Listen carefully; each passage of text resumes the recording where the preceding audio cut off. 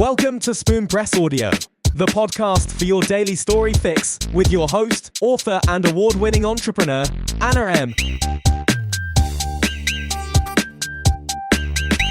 Don't Know Jack, Chapter 12.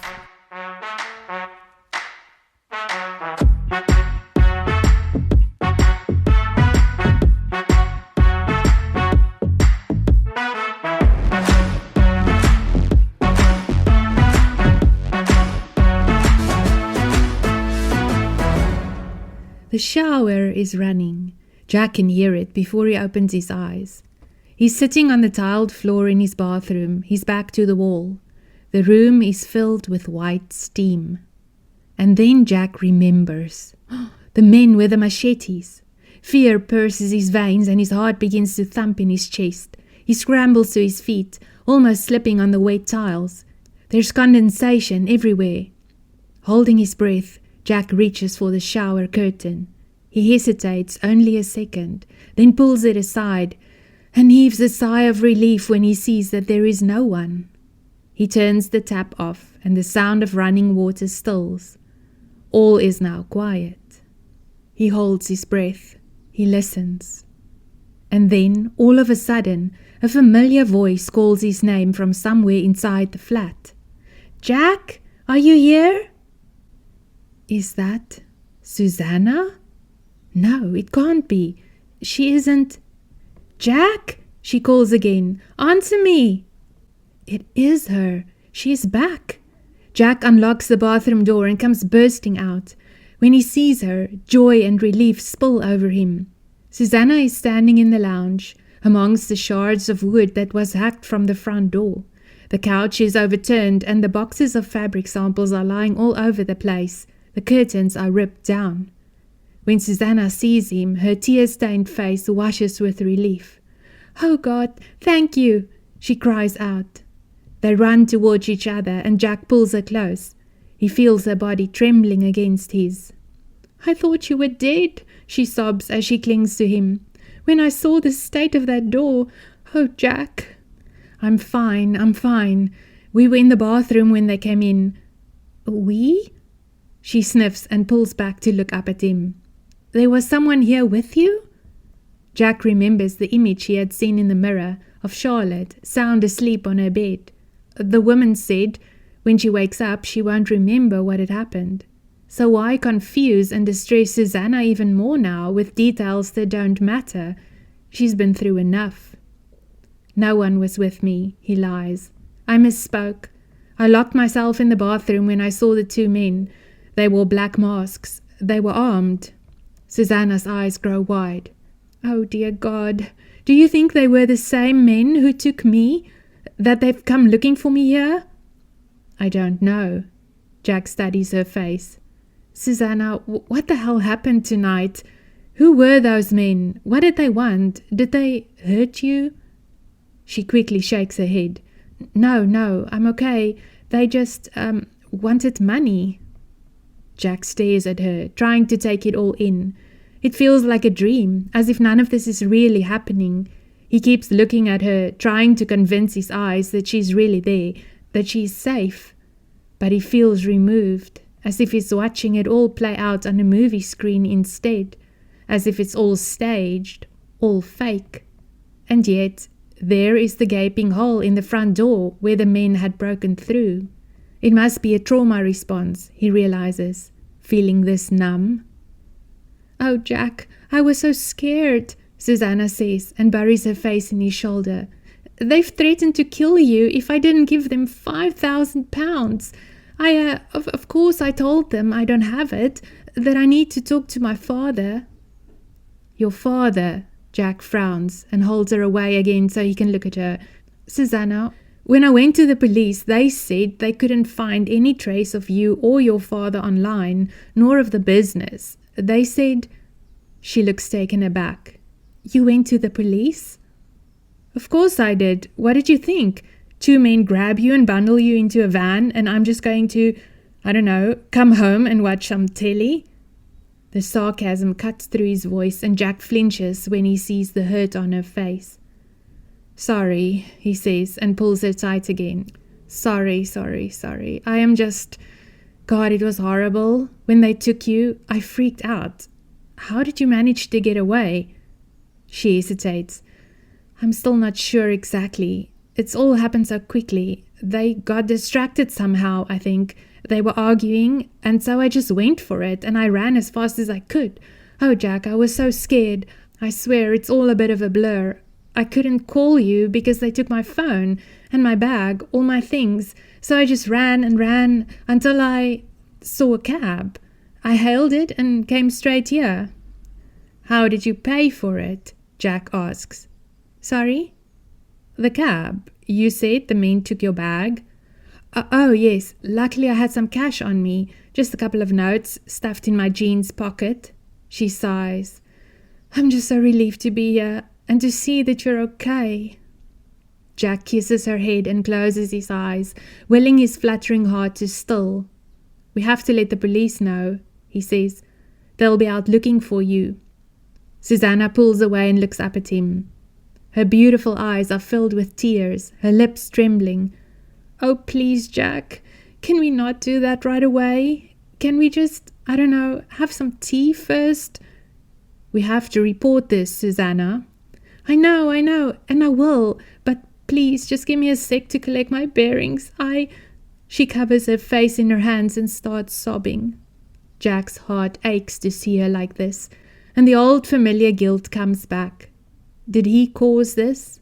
Did these men take Susanna because of him? Because of this turn of the sky nonsense? What would he have done if they hurt her? Or worse, if he had been responsible for another death? It's okay, he says, stroking her hair. Of course we can do that. Come on, sit down, and then I will make us some tea. Susanna is shivering now. He can hear her teeth clattering. So he goes to the bedroom to fetch a blanket, and when he comes back, he sees that she had closed the front door, or rather what is left of it, and turned the couch up again. He stops. Oh, I don't think we should touch anything, he says, in case the police want to take a look at it, or dust for prints. Yeah, you're probably right, she says. I didn't think of that. She slowly sits down on the couch, and Jack drapes the blanket over her shoulders. Good? He asks. She nods. He goes to the kitchen and switches on the kettle. While making 2 cups of tea, he keeps glancing at Susanna. She sits quietly on the couch, staring out in front of her.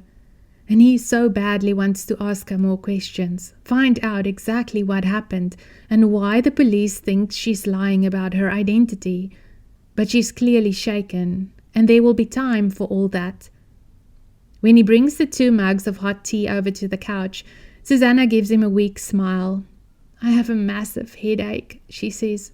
Would you be a dear and fetch my tablets from the bedroom? Jack leaves the mugs on the coffee table and goes to fetch the pills. When he comes back, Susanna is sipping her tea. She's pale in the face, and when she takes the tablets from him, her hand is shaking. I think we should phone for a doctor, Jack says, so they can check you out. No, I don't want to. But Susanna, you... Jack, please, I'm fine. Can we just sit here and have our tea for a sec so I can get my ducks in a row? I beg you. He hesitates. Sure, he says, and then he reluctantly takes a seat next to her. He picks up the mug. When he takes a sip of his tea, it tastes sweet. He must have put sugar in, although he can't remember doing so. He doesn't usually take sugar, nor does Susanna, but right now the sweetness is welcome, and so he takes another big sip. After the 3rd one, Jack suddenly feels light-headed. You okay? Susanna asks. Yeah, He frowns. The room begins to spin. The mug tips in his hand and hot tea spills over his leg. Here, let me take that, Susanna says and takes the mug from him. Why don't you lie down? I don't... Jack tries to protest, but his tongue is thick. The words come out slurry. He can't stay upright. His body begins to lean over backwards. And as he goes down, it suddenly hits him. The tea, what did you do? He can feel the soft pillows of the couch behind his head, and then his heavy eyelids fall shut. As he drifts away, Jack hears a man's voice. "Is he out?" the voice asks. "Yes, I put quite a lot in his tea." That is Susanna's voice, but she sounds different.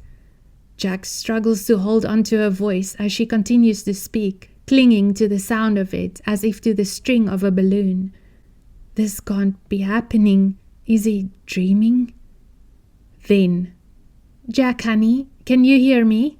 Susanna asks, here close to his face. With a lot of effort, Jack wills his eyelids open, just for a second, long enough to make out the two faces peering down at him in a sliver of light. Susanna's face and the face of a man, bald, with a black beard. His eyelids fall shut again, and Jack can feel himself losing grip on the string. The balloon floats away, and he sinks down into the blackness. The last thing he hears is the man's voice saying, "Good job, sweet cakes. This guy caused me to crash my bloody bike the other day. Time for payback."